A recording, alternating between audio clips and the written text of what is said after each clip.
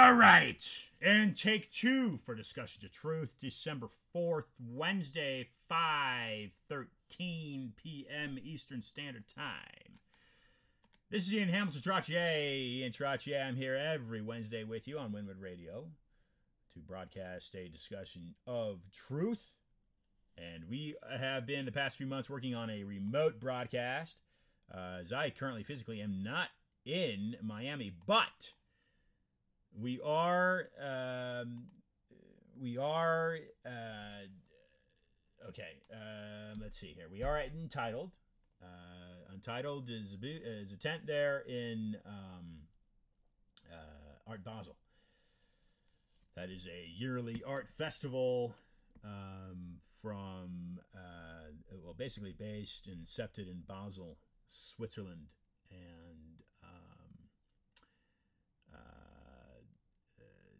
let's see, and it's got a Hong Kong festival and a Miami festival. The Miami festival draws, I think, about 100,000 people into the Miami-Dade area. It typically is the first week of December. So, today's guest is one Jim Breslo. Again, we have had a bit of a snafu in the system. I'm not receiving confirmation that I am being heard online. Yes, finally, good confirmation coming through that the broadcast is successful. Good, excellent. Let me back step for a moment and recollect here what we've got here for you today. George Orwell. George Orwell. Just briefly, if you're not familiar with Eric Arthur Blair. Born actually in British India, died at University College in London. He wrote what is known as 1984, a book that basically says that the world is on pace to become a police state. The reason I bring this up is because I was speaking to a guy yesterday that had done boarding school in London and then done some university studies in economics in Toronto. And how amazing. He has quite a few years on me. He was a fellow that's in his I'd say 70s now, and I'm not in my 70s. I've got a few decades to go, fortunately. But he says over his lifetime how appalled he is, and that's exactly the path that we're headed on, with cameras everywhere on street corners. And what is happening in California is what we're going to be addressing today. Host of the Hidden Truth Show, Jim Breslo, a Fox analyst, and he's been on CNN. He's had his own radio show. The Hidden Truth Show is what he currently does. He's a former civil rights attorney in LA. But he'll be joining us to discuss these incredible fires that burn throughout California. And it seems like they've been going on for over a decade now, where these incredible kind of campfires seem to totally destroy acres and acres and acres and acres of pristine California forest and obviously people's homes. To mention, Discussion of Truth started. We're coming up on our 3-year mark next month. We're just a few weeks away from our 3-year mark. Stephen Kinzer has joined us, former New York Times columnist. John Perkins, former New York Times best-selling author. Nomi Prinz, former Goldman Sachs employee. Chris McDaniel, senator from Mississippi. Tom Hartman has joined the program. He'll be joining us again in February. Tom Hartman, by Progressive Magazine, is ranked the #1 talk show host in the country. He has, I think, something like 70 million folks that have access to his literature and daily show and a former television program. I think that mark was when he was with RT. He had a program with Russian TV. But Tom Hartman will be joining us again in February. Cynthia McKinney, former 6-term Congresswoman, has joined us. Paul Hellyer, the highest-ranking Canadian politician in North America. highest-ranking politician in North America. He is Canadian. Longest tenured is what I basically mean by that. Paul's now in his 90s, incredible, and he's still a workhorse. Paul Craig Roberts, former economist under in the Reagan administration, and yes, we will right now bring on Jim Breslo. Calling Jim.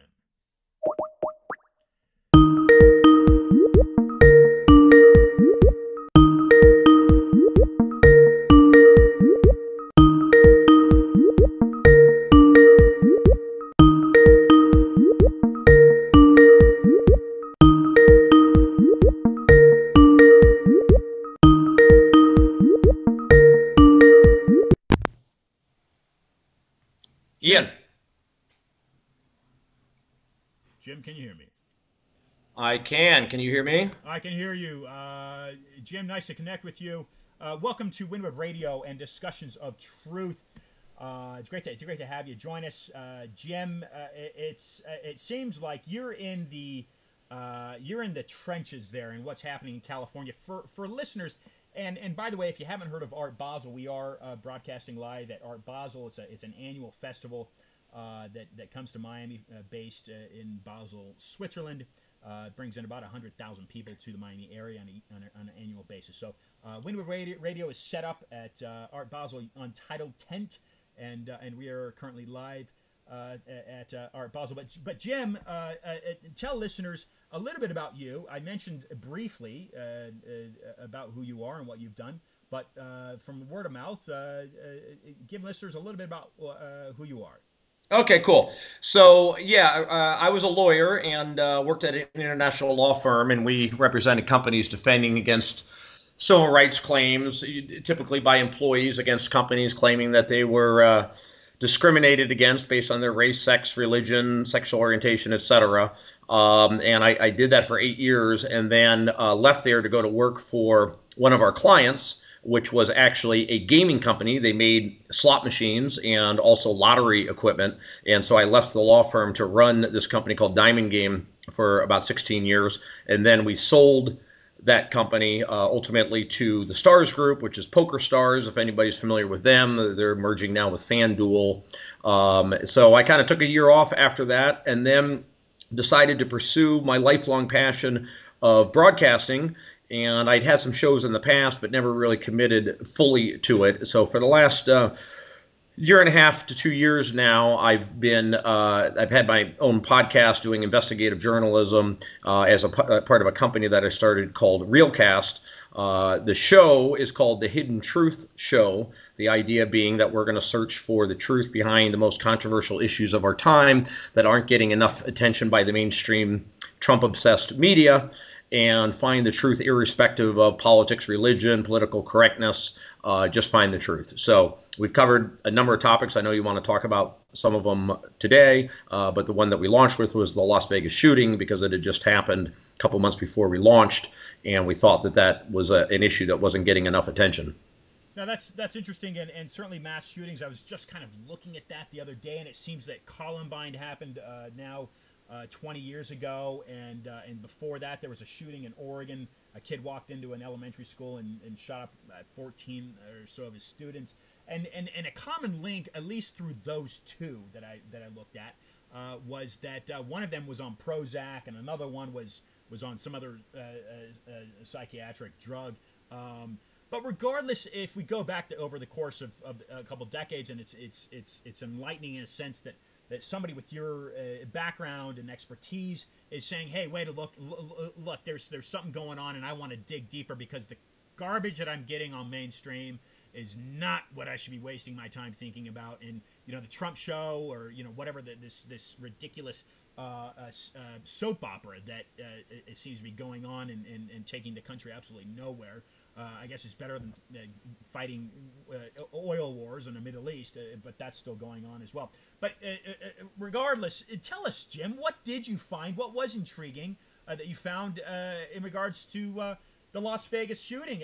Now, keep in mind for listeners, you've gained acclaim for having sat down with, aside from these Las Vegas shootings, but you've sat down with Caitlyn Jenner, or at least you've interviewed Caitlyn Jenner. You've interviewed also Malik Obama, the half-brother of President Barak Obama. But regarding the Las Vegas shooting, you interviewed a fellow named Bruce Paddock. Is that correct? Yeah, he's the brother of the shooter. The shooter has 3 brothers. You've heard from one of them quite a bit, named Eric. He's the one who was on television the next day quite extensively, standing outside of his Florida home, and he's quite verbose and quite a personality, and hate to say it, but almost seemed like he kind of enjoyed speaking to the media about it. It seemed a little bit kind of cold and insensitive when it came to the victims, so it kind of made you wonder just a little bit about him. And then there's 2 other brothers. One lives in Arizona and works, he's a government employee. I'm blanking on his first name, but we haven't heard from him at all. By the way, we haven't heard from the mother at all. The mother is still alive and living in Florida. She has yet to ever make any public comment about it. But the other brother is Bruce Paddock, and he lives in Los Angeles. He was facing possession of child pornography charges in Los Angeles. That's interesting because Stephen Paddock, the shooter, supposedly they found child pornography on his computer. Weird connection that the 2 brothers both are related to child pornography. Were they trafficking in it? Were they consuming it? We really don't know. But I sent my assistant to the courthouse to try to find Bruce because I knew he was going to be appearing for some type of an arraignment. And she struck up a conversation with him. He was in a wheelchair. She offered him a cigarette. Next thing you know, they're chit-chatting, and she invites him on the show, and he was on the show like 3 days later. So it was pretty astounding that we were able to get him on the show, which, by the way, is called The Hidden Truth Show. You can get it on YouTube and as a podcast. That we're able to get him on the show while he's facing criminal charges. Sure, yeah. He actually was trying to do a little exchange with me where I was going to help him find a criminal lawyer, kind of in exchange for him agreeing to being on the show, which I did try to connect him with a few criminal lawyers. I think ultimately he had a public defender. But yeah, this was the first time that he had spoken out. By the way, he was found because of the shooting in Vegas. So you can imagine, the shooting happens on October 1st, and the FBI gets involved and so on, and they're trying to talk to anybody and everybody, and obviously family members would be an obvious one. And so they're searching for the family members, including Bruce, and they find out that this guy has charges pending against him, and they located him and also arrested him. So he was kind of arrested as a result of what his brother did in Vegas. He ultimately beat the charges, but when we interviewed him, they were still pending, and everything regarding that shooting was still very much up in the air as far as what happened at the time that we interviewed him. So my interview got quite a bit of attention because people were really scrambling at that point just to learn anything more they could about it to try and understand what had happened. Fantastic. And what really has gone on there in the Las Vegas shooting is this I just frankly didn't look into it very much, and of course there's even dating back to Oswald at the JFK. Was he a pawn, right? Was he set up? Was this a CIA cover up somehow? Are there any links? Are you finding anything puzzling about or controversial about the Las Vegas shooting? Where was this seriously just a random guy that broke his window in the hotel and just started shooting a mass concert venue, or was this some sort of a cover for a deeper political agenda what have you found? Mm-hmm.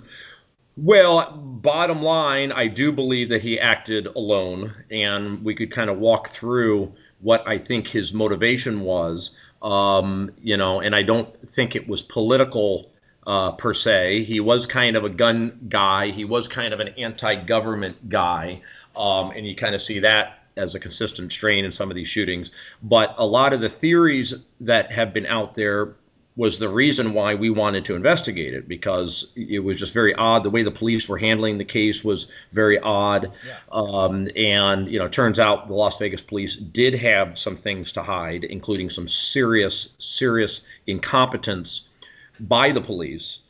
They also were refusing to release the most basic information regarding their investigation. The Nevada Supreme Court had to intercede and require them to release the information. So they acted very strangely throughout.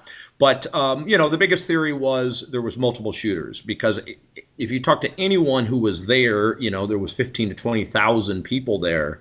Everyone I spoke to that was there thought that there were multiple shooters, because they were hearing different types of rifle sounds, and they're hearing them coming from different directions, and they were hearing just too many shots for it to be one gun.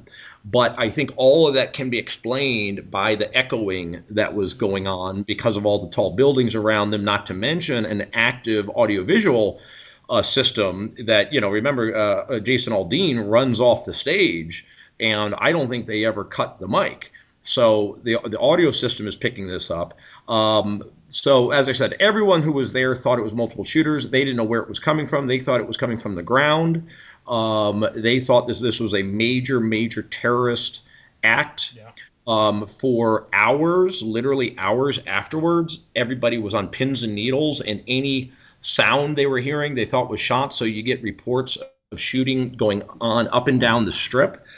So there was lots of things to investigate to think that it was more than just one. But after all of the investigating that Las Vegas police did, FBI did, independent people like me looking into it, my conclusion is consistent with Vegas police and FBI that he acted alone and that he was disgruntled. I could go into the details as to his motivation if you'd like, but I think that ultimately I'm agreeing that he acted alone. Now, that doesn't make a lot of my listeners happy, because a lot of them tend to be more conspiracy minded and think that no way was this a guy acting alone. The last wrinkle I'll just throw in there that was odd is that ISIS claimed responsibility for it twice through their official PR channels.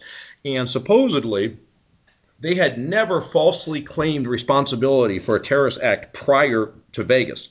So the fact that the FBI concluded that it was not ISIS, I find to be extremely significant, and something that there ought to have been more discussion of, because that would tend to tell you that there really has been some deterioration of ISIS if we can prove that they falsely claimed responsibility. Yeah, absolutely. That brings up a really intriguing point. What was it about that shooting, Jim, that caused you to start The Hidden Truth? What caught your interest about that shooting that caused you to investigate it and start this show? Yeah, well, it was the largest mass shooting in U.S. history, and we were just a couple months out, and we had very little answers as to what had happened. The Las Vegas police was not being forthcoming at all about their investigation, and the mainstream media had moved on to the latest Trump tweet rather than continuing to report on such a very important act. I had a kind of a personal closeness to it also. I was supposed to be at the show. I had it in my calendar to go to the show. I live in Los Angeles. I go to Vegas pretty regularly. In fact, I'll be there this weekend. And Jason Aldean is performing this weekend in Vegas. And there's going to be a Route 91 event after that, kind of a after party. All the people that were there have kind of formed a community, and they keep in touch with each other, kind of as a support group, et cetera. I mean, you know, keep in mind, you know, 58 people dead, 500 people shot, another however number of people injured through, you know, by trying to get out, et cetera. And then a lot of them suffering PTSD. So, and then of course you had the borderline shooting here in Thousand Oaks, California that happened about a year later, which was just absolutely stunning. Yet again, you know, country music fans not targeted, but impacted. And one of the people killed at the borderline shooting had been at the Las Vegas shooting. So we're living in a world today where mass shootings are so common that people are subjected to more than one in their life. That's disgusting. That's absolutely horrendous. And I was recently in the Northwest, actually in Montana, and those folks up there, there's a lot of people up there that are purposely living off the grid, and they're bunkering down. And again, not to really throw in that the country's going to shambles, but it's certainly not the country that I remember growing up in. Now, Jim, are you a native of California? No, I'm actually a native of Florida. I was born in Clearwater Beach, Florida, but we moved around a bit. So I also spent some of my childhood in Philadelphia and St. Louis, and then my family moved out to Los Angeles when I was 17, and pretty much been in LA since then. So I've been here for a long time, but wasn't raised here. So 17, that's pretty good. Sounds like you probably went to a year or two of high school there, and you've been there for most of your life, obviously, or more than half of it. Jim, the California fires, and it seems like it's been happening now for 10, 15 years.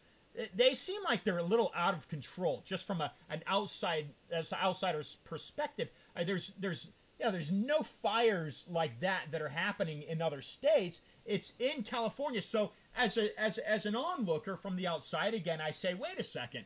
California's got the 7th largest economy, if I'm corrected, the 7th largest economy on the planet. It's basically its own country. It's like a major cog in the economic wheel of the United States and the world globally. But why can't they contain these fires? And what's going on with PG&E? They're the Pacific Gas and Electric Company. It's gone bankrupt. What's happening in your mind, in your research? What's going on there with these fires in California? Yeah, so I've been writing a lot for FoxNews.com about the problems in California, the fact that it is the wealthiest state per capita. It's also the highest taxed state per capita, yet it can't seem to shoot straight. It can't seem to just do its basic knitting and provide the most basic services for people, such as addressing homelessness, addressing traffic issues, addressing wildfires. So, I mean, California is inherently subject to wildfires because it's a dry climate, and we also have a lot of brush in these forests. So, and then it because it's so dry, and then we get winds, the fires can spread pretty quickly. So that's why California is naturally subject to them. However, knowing that, you would think that we would take a lot of preventative measures to address it. However, the California legislature tends to try to take issues and create progressive solutions to them. So they would like to blame climate change for the fires and say that we need stricter climate change laws, clean air laws to address the forest fires. Well, the problem is if you're implementing those in a vacuum, in other words, the state of California is doing it, but not the rest of the world. Well, sorry, California, but you guys can't affect climate change by yourself. Yeah. You should be doing a Trump-like negotiation with China and saying that, hey, we're going to keep doing what you guys are doing until you stop, and then we'll stop together. I mean, I don't think we want to dig too much into the whole issue of climate change because it's such a it's a deep hole there. it's a deep hole and so forth, and whether even if all countries got together, whether we could truly change the climate, I think is an open question. Yeah. But certainly, I think everybody would agree California can't change it on its own. But instead, they've made that the priority. So now you want to talk about PG&E. Well, they've put a ton of pressure on PG&E and the other electricity providers in the state. I think there's 3 major ones, because they're requiring to get their energy from green sources. Okay. So these companies have been focused on trying to figure out how to meet these very strict standards. They can't get it from coal anymore. Soon they're going to say you can't even get it from natural gas. You got to get it from wind and solar. So guess what the focus of these companies has to been? It's been figuring out how to comply with these drastic requirements. And naturally, they haven't had the money or the time to focus on their power lines. So the big thing now is, these power lines causing these fires. The power lines in an ideal world would be underground. You wouldn't have the problem of them blowing over in a storm. At a minimum, they need better insulation. They need to be upgraded. They need the poles to be replaced. They need the whole grid to be upgraded. My theory is that hasn't happened because they've been focusing on the green energy requirements. The last thing I'll say is that PG&E is being held responsible for the Northern California fire from last year, the Paradise Fire, right. And to the tune of tens of billions of dollars. And apparently, it is true that it started with their electrical lines. But do we really think this company should be responsible for every dollar of damage that resulted from this fire? I mean, at some point, wasn't the state of California required to get involved and help put the thing out? Wasn't the state of California, shouldn't there have been better brush clearance in advance so that the company wasn't responsible? But, if you're going to hold these companies responsible for every dollar of damage, you're going to put them out of business. And that's basically what's happening. They are now in bankruptcy. And there's a big discussion now about the state having to take over these companies. Wow. So now the state's going to be responsible for them. And we all know how well governments do running businesses. So, this is just not headed down a good path at all. Yeah, and it sounds to me, a lot of things that I'm listening to and reading tie into, again, it's all theory, but it's tying into repopulation, moving people into larger urbanized areas. Forcing people out of the suburban areas, of course, and that's all theory, but it ties into, of course, the United Nations Agenda 21. Do you put any weight in any? Have you even looked at any at that angle? No, I haven't really looked at that. You mean as that being a cause of the fires? Well, right, exactly. Is it possibly being manipulated by man or some of these different companies? Yeah, I don't know. I mean, we do. Everybody's been, of course, hearing about the homeless problem in California. I can tell you that the homeless are the cause of a number of fires. So that's another reason for the increase. And then I would also say generally that weather events are getting a lot more attention these days than they ever got before because of the climate change activists. They want to take every single weather event that happens and say that that's evidence of climate change. See, everybody?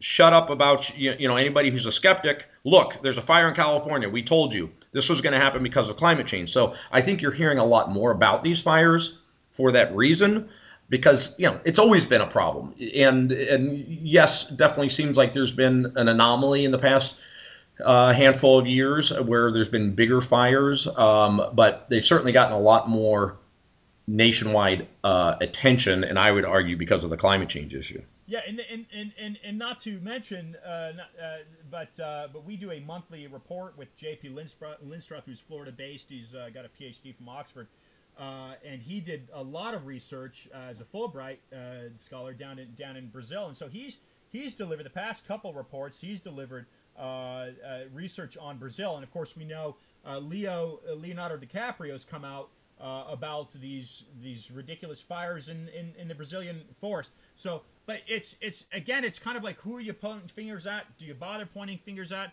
Or where are you? Where can the average citizen step in to help curtail these things? And at the end of the day, if it is indeed climate change, because that seems to be the real thing that we're all facing, which could eventually perhaps lead to extinction. Who knows? That's a couple hundred years down the road, we'd say. But nonetheless, climate is changing. And so then who do you point the finger at? Do you point the finger at the oil industry running off of gasoline cars? What can we do? And that's the bottom line, really, of these types of discussions, is what can we do as average citizens? But Jim, let's go into the homelessness problem, because that seems like it's unprecedented. What I want to slip in there before we get your angle on the homelessness problem is that in a few weeks we'll be hosting Servando Gonzalez, who's a Cuban-born historian, and he actually has dissected what happened to Cuba over the past 80 years, and he says that there's something a little bit deeper in that communism was really an instrument of surveying and researching how people, human beings, react in that type of system. And he uses, again, we'll be hosting him in a few weeks, but he uses a snippet and he says, hey, look, political correctness in the United States is a big thing where people are basically becoming afraid to really speak their mind. And I fully agree with that. I think that the political act, there's a point in being, and I think regardless, I think that you got Trump, who doesn't have a problem speaking his mind, so I think that's refreshing for many people. But there again, it's kind of like he's got diarrhea of the mouth sometimes, where he shouldn't really be speaking. So there's not much civility sometimes in what he says. But anyway, Servando Gonzalez takes that snippet and he says, "Hey, look, political correctness was a real fact of life there in Cuba, where you could not say, I mean, that's not just Cuba, but like Russia, China, and communist type systems, you cannot speak your mind." And so is that something that we are afraid of in the United States? Is that something that we should be concerned of? Right now we have freedom of speech. We can say whatever the heck we want. We can say we don't like Trump and whatever. We can say we don't like Bush or whatever it is, who we do it was. But that's a part. I wanted to just slide that in there for listeners. But let's go to that homelessness problem, Jim, because I'd like you to talk about that and address that. It seems like it's completely out of control. Yeah, well, and for sure, there's a heavy political correctness in the liberal parts of California, Los Angeles, and San Francisco, and so they would the left would like you to believe that these homeless people are just like you and me, and if their job just paid them more, or if we could just keep their rents under control, they would be just fine. That the reason they're out on the street is that the landlord raised the rent on them, or they're not getting paid enough at their work. Well, the truth is, I think the vast majority of them, and studies bear this out, have a chemical dependency and have mental health issues. These people do not have jobs. They're not paying rent anywhere. They can't afford any place. It's not that they can't afford rent increases, but again, the California responds with some of their pet projects. So they say affordable housing is the problem, and we need to put rent control into effect. So California has put statewide rent control. I'm not sure any other state in the country has statewide rent control to address the homeless problem. Well, we all know statistics show that rent control is not good for creating housing, because it actually stifles the building of housing because profits are limited. It actually makes them raise the rent sometimes more, because they know, well, I'm not sure if I can raise it next year, or how much I'll be able to raise it next year, so they raise it the minimum amount every year. So that's a problem. But yeah, as far as we need to be upfront and honest about what's going on with these people. If they were rational people, if these homeless people were rational people, and they couldn't afford to live where they were, then they would move to a place that they could afford. That's what rational people do. Not everyone is able to afford to live in Beverly Hills, Santa Monica, Brentwood, Pacific Palisades, Malibu.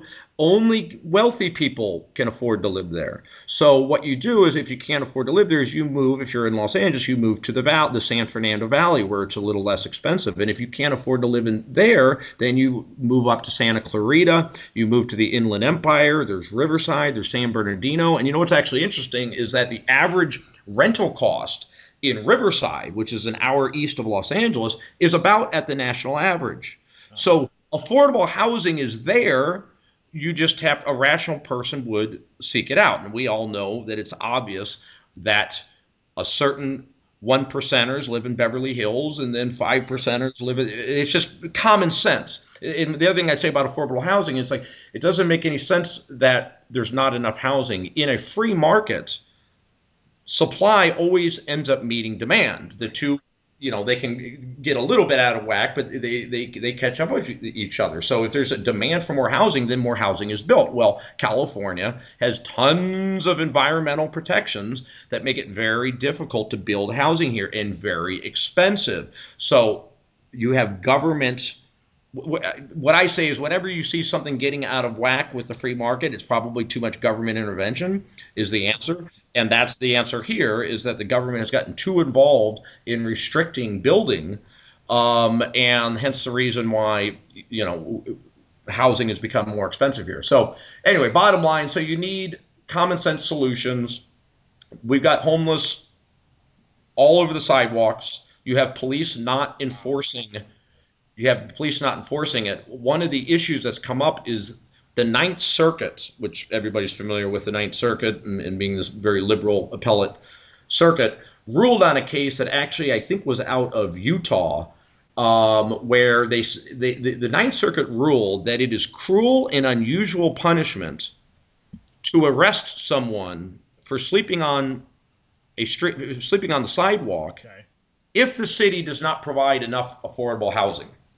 Now, there's a lot to unpack there, but that is a crazy liberal ruling. Since when is it the government's responsibility to provide housing for its people? I mean, you hear the Bernie Sanders of the world talking about this as a vision where government provides you a job, government provides you a house. If Andrew Yang has his way, government provides you money, a freedom dividend. Government just takes care of you in every way.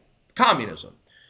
So in a Bernie Sanders world, that's what he would like. But the Ninth Circuit has already ruled that people are entitled to housing. Also, to say it's cruel and unusual punishment to arrest somebody, I mean, that's really bizarre. Cruel and unusual punishment is supposed to be about the actual penalty that you receive, the punishment you receive for a crime. They're trying to say that it's cruel and unusual punishment to charge someone with a crime. Yeah. So it's a really out there ruling, but the impact that it has had is it says basically that if a city cannot demonstrate that they have provided enough housing for its citizens, then it must permit their citizens to sleep on the sidewalk.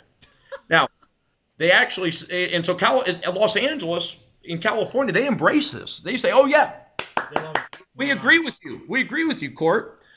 Although I do have to say and give Los Angeles credit that it has recently decided to appeal that case and take it to the Supreme Court. So even the liberal city of Los Angeles realizes that, whoa, this ruling is a major problem for us if we can't enforce, basic vagrancy laws and loitering laws and this, that, and the other. It's interesting because the ruling just says that you have to allow them to sleep there. So in other words, be there at night.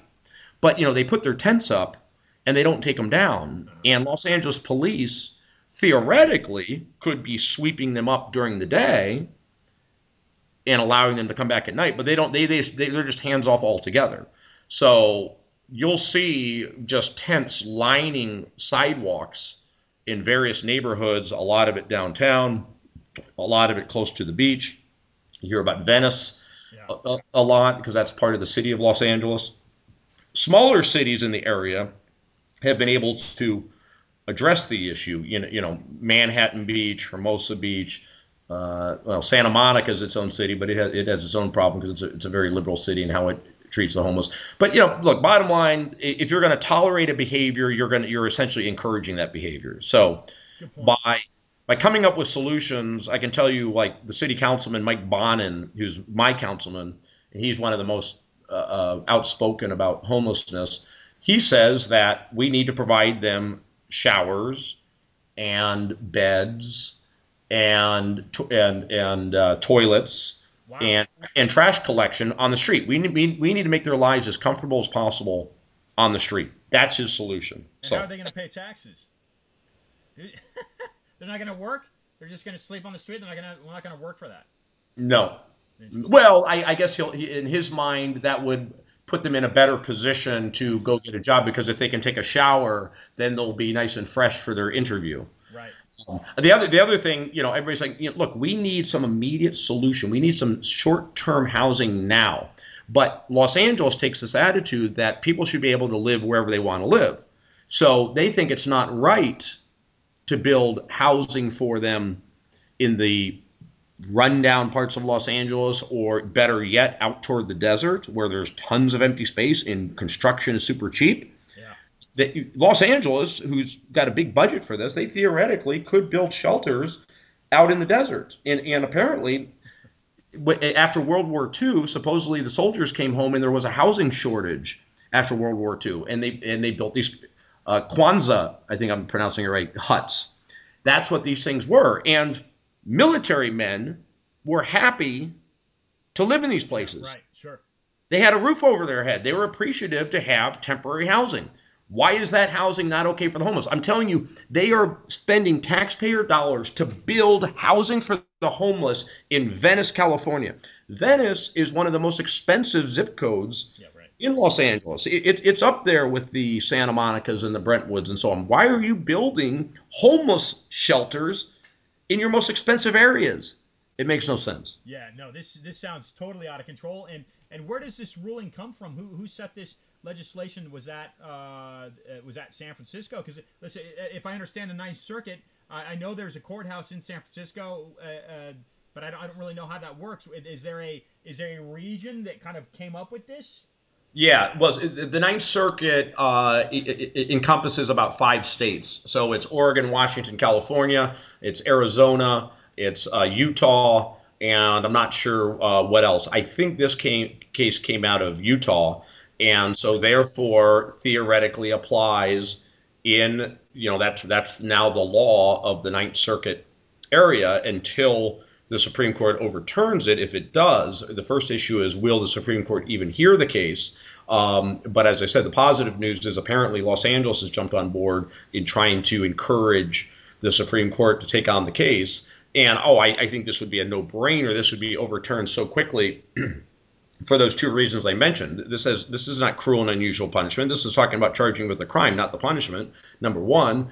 And number 2, where is this right to housing that you're getting out of the Constitution? There is no right to housing. The government doesn't have some obligation to build housing for its citizens. Right. Jim, let's go into one other topic before we wind down. What is your take and the take from Hidden Truth on the transgender movement? Great question. So I went from the Las Vegas shooting to transgender movement, and a lot of people couldn't understand why, but it was two things that, in my view, was a mystery that wasn't getting properly covered. Transgender movement, it's like, whoa, where did this come from? All of a sudden, it's transgender everything, and was something that you barely heard about before. My theory, frankly, is that it is the 4th letter in LGBT, and LGB had pretty much already achieved the vast majority of everything they sought. I mean, once gay marriage was approved, which happened very quickly, if everybody remembers, President Obama opposed gay marriage. Now you're called a homophobe if you oppose gay marriage. But Obama was elected president opposing gay marriage. So this activist group needed their next cause. So they went to the next letter in the alphabet, in the chain, which is the T, and took on transgender issues. And I think they've gone way too far with it. Political correctness, again, taking over. I always say, look, there should be, I don't believe in any type of discrimination against LGBT. I think all LGBT should be loved and should be free to do whatever they want to do. Yeah. But there's still certain truths that we cannot deny. And one of them is that you are not born that way, but they absolutely are perverting the science to say that you are born that way. And the American Academy of Pediatricians has come out with guidance that says that if your 4 or 5-year-old boy says that he wants to be a girl, the best thing you can do for that child is to immediately give him a girl name and put a dress on him. Huh. And I'm really not exaggerating. And I interviewed a lot of experts and LGBT experts who really say, whoa, that guidance is just not correct based on the science. That, really, a child that age is way too young to dictate that. And there's all kinds of reasons why a boy could be saying that he wants to be a girl at that age. And changing the sex at that age is just totally improper. Now, if you're born that way, though, which is what they would like you to believe, then you would say, yeah, the sooner you put a dress, if this kid was born a boy but he's really a girl, you're right, put a dress on them as soon as possible. But the truth is that is not the case. In fact, what we discovered is that the most likely cause of transgender happens at a very, very young age. Trauma at a very young age, and I'm talking 0 to 3 years old, is most likely the cause for transgender. And with proper therapies, I mean, this is trauma. PTSD is trauma. Trauma is a huge deal for psychiatrists and psychologists to deal with. That's what they're dealing with most of the time is trauma, whether it's PTSD type trauma or childhood trauma. But there are methods to work through that trauma. And we've talked to a number of psychologists who basically say that they can help someone work through that trauma, and that gender dysphoria that they feel, that's what it is, gender dysphoria, can go away. Gender dysphoria can be treated. You are not born with gender dysphoria. So a man that was married, had kids, and later on in life decided he wanted to be a woman, at least that's my understanding. What was Caitlyn Jenner's point of view on being a transgender? Caitlyn is unique. To be clear, I interviewed Caitlyn's partner, Sophia Hutchins, who's a fascinating transgender female who's just turned 23 years old and is Caitlyn's partner, but they're both pretty cagey about what partner means.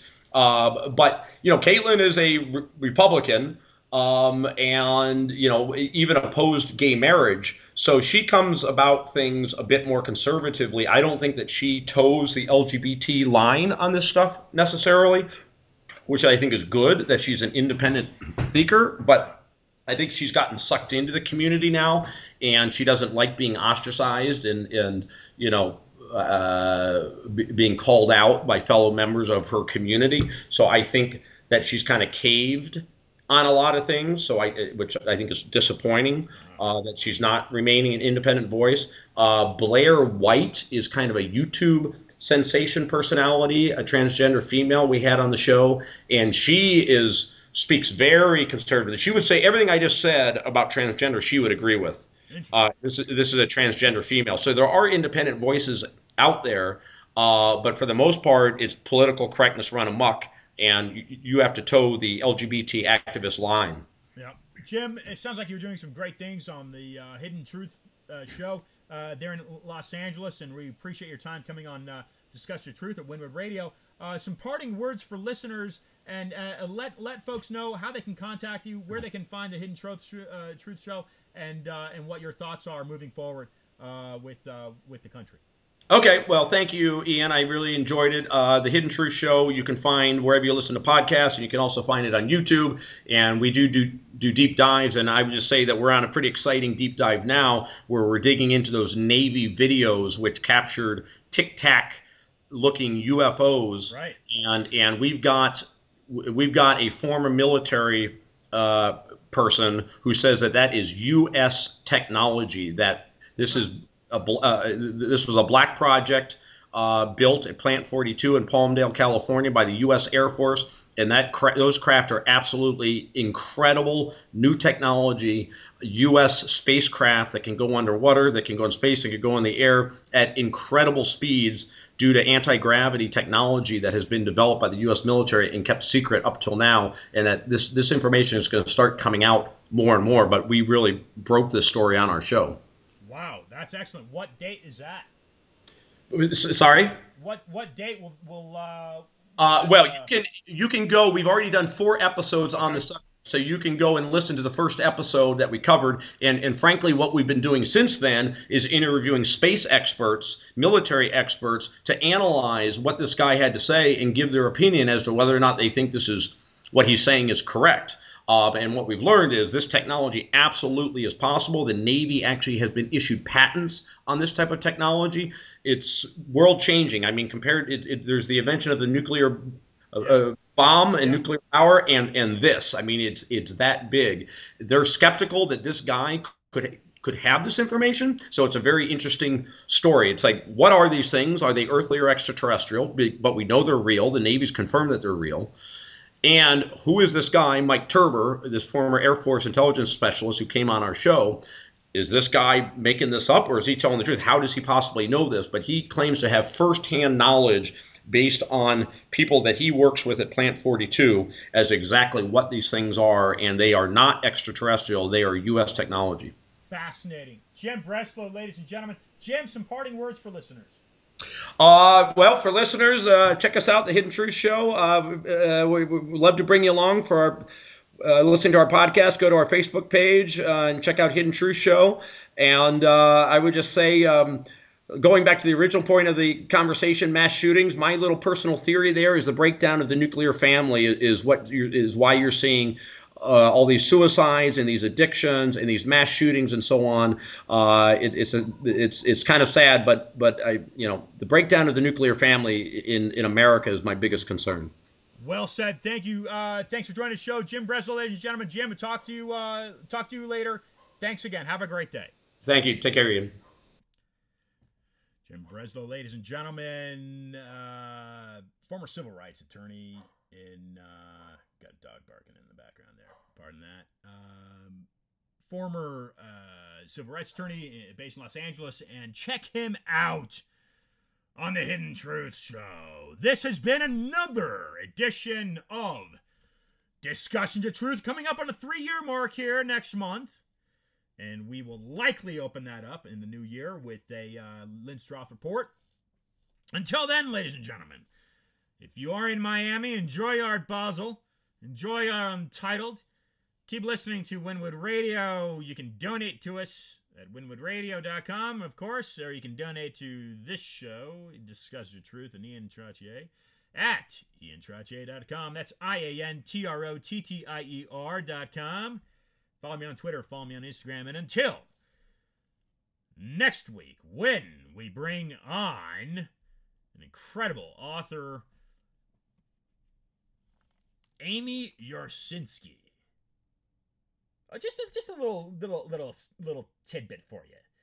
Yarsinski is a former U.S. Naval Reserve intelligence officer. According to the Richmond Times-Dispatch Review, gives compelling evidence that the military abandoned one of its own during the Gulf War. That'd be a surprise. The Tampa Tribune called her No One Left Behind book, quote, a disturbing and frustrating tale of how one mistake or misstatement started a series of events that placed Spiker's life in jeopardy. That would be one Captain Scott Spiker and the cover-up of his death. And the Times of London called the Spiker story at best one of excessive American caution. At worst, it is one of lies and cover-ups. Either way, the Times of London says it amounts to an extraordinary betrayal of the United States military's proud boast that no man is left behind. Last week, if you didn't catch that episode, Courtney Cottrell joined us. She, talking about LGBTQ, or LGBT, she served faithfully, proudly, the United States naval community and the rest of us in the United States during her time through the Clinton Don't Ask, Don't Tell era. And she worked through that in so much she became a highlight and a strong leader for others in the naval community. You can check her latest book out on iantrottier.com. So, until next week, this has been another Discussion of Truth with Ian Hamilton Trottier. I am he. This is Winwood Radio, and until next week at 5 o'clock Wednesday, be awesome.